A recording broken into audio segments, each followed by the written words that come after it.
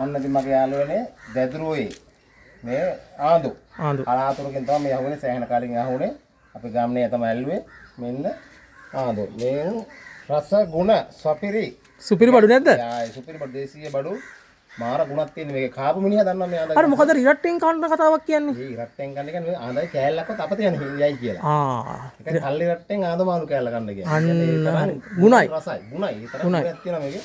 දන්න මිනිස්සු දන්නවා මේක කොහොමද ගුණේ කියන්නේ. ඔකේ තව තියෙනවනේ හොඳ සීන් ටික කාලා කියන්න ඉතින් ආයේ නැද්ද? දන්න කට්ටිය දන්නවා. දූරියන් කෑවා වගේ තමයි ඉතින්. දූරියන් කෑවා හා සමාන දෙයක් කියන්නේ. ඔන්න ඉතින් බලන්න ඉතින් බේන් ආද. ඔව්. සුපිරිම බඩු. මොන සයිස් එක ඔය අපි තව එතුමා ගන්නම ඉන්නවා.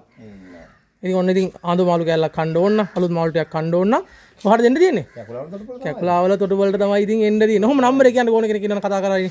075 075 75 77 87 87 751කට කතා කරන්න. ඔව්. ආඳු ඕන නම් මට කෝල් එකක් දෙන්න.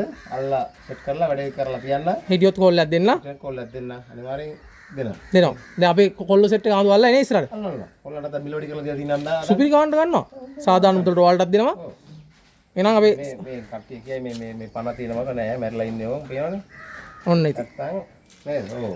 ඔන්න ආද. සුපිරි බඩු. සුපිරිම බඩු. කිලෝ 3ක් විතර තියෙනවා මේ ආදාගේ.